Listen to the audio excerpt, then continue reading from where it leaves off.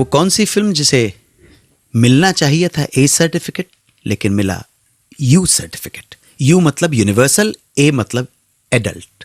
Adult certificate का मतलब है कि ऑब्जेक्शनेबल ऐसे सीन्स हों, ऐसे शॉट्स हों जिस पे सामाजिक या देश या संस्कृति के लिए हानिकारक हों, उनको वो मिलता है। ये वो फिल्म थी जिसके लिए पहले डिम्पल का स्क्रीन टेस्ट लिया गया था, मगर बात बनी नहीं। उसके बाद एक नई लड़की को इस फिल्म में लिया गया, जिस लड़की का असली नाम तो था यास्मीन जोसेफ। लड़की की उम्र थी 16 साल, मगर फिल्मी नाम रखा गया मंदाकिनी। फिल्म का नाम सर राम तेरी गंगा मैली। नाम तेरी गंगा मैली। रविंद्र जैन का बेहतरीन संगीत है। इस फिल्म का एक गाना था सुन साहिबा सुन, प्यार की धुन। इस गीत के लिए उन्हें फिल्म फेयर अवार्ड भी मिला था। यह गीत अगर आप गौर से संगम फिल्म देखेंगे तो संगम फिल्म का बैकग्राउंड स्कोर में आपको ये धुन थोड़ी सी सुनाई पड़ती है। तो उसी यही छोटी सी स्वर लहरी को इस्तेमाल करके उन्होंने पूरा गाना रच दिया था। शायद मुझे पूरी उम्मीद है मिस्टर राज कपूर ने उनको एनकरेज किया होगा। राज कपूर की ये बतौर डायरेक्टर प्रोड्यूसर आखिरी फिल्म थी। फिल्म की रिलीज डेट फिक्स हो चुकी थी और फिल्म अटक गई सेंसर बोर्ड में। सेंसर बोर्ड ने मंदाकिनी के कुछ दृश्यों को लेकर आपत्ति जताते हुए फिल्म को ए सर्टिफिकेट में डाल दिया। महान निर्देशक राज कपूर को जब यह पता पड़ा तो वो भागे दिल्ली, और दिल्ली जाकर उन्होंने क्या और कैसे कन्विंस किया ट्रिब्यूनल को, ये तो वो जाने, और वहां से लेके लौटे यू सर्टिफिकेट। तो ये फिल्म ए सर्टिफिकेट में डाली गई थी, और उसके बाद राज कपूर के इन्फ्लुएंस या राज कपूर ने अपने तर्क से ट्रिब्यूनल या कमेटी के लोगों को प्रभावित करके, कन्विंस करके कर दिया कि इस फिल्म को यू सर्टिफिकेट दिया जाए। ये फिल्म यू सर्टिफिकेट के साथ रिलीज हुई।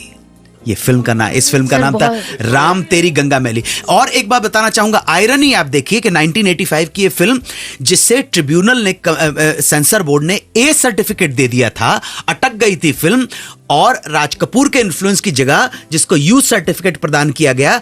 आइए चलते हैं हम 1950 की राज कपूर की एक फिल्म बरसात। बरसात फिल्म में निम्मी और नरगिस के एक सीन के ऊपर या कुछ सीक्वेंस के ऊपर जिसमें उनके शरीर पर दुपट्टे नहीं हैं, सिर्फ इस कारण से बरसात फिल्म को ए सर्टिफिकेट दिया गया। अरे बाप रे सर, कुर्ते ऊपर तक पहने हुए थे और सिर्फ दुपट्टा ना होने की वजह से ए सर्टिफिकेट और इसमें शायद खाली दुपट्टा ही पहना हुआ था मंदाकिनी जी ने, और यूनिवर्सल हो गई। तो फिर यही बात है ना कि व्यवस्था को जब आप तोड़ मरोड़ते हैं तो बहुत गड़बड़ हो जाता है, बहुत गड़बड़। सर उस हिसाब से तो आजकल की जो फिल्में बनती हैं, तारे जमीन पर जैसी फिल्मों को भी ए सर्टिफिकेट देना चाहिए। Legend of Bhagat Singh, Chak De India में तो, हाँ चक दे इंडिया में तो लड़कियों ने हॉकी खेला है, स्कर्ट्स पहन के उन्होंने हॉकी इनको खेला सर है। इनको ए मिलना चाहिए जी। और जिस्म वगैरह और ये सब जिस्म इनको यूं मिलना मर्डर चाहिए। 3 मर्डर जी जी जी।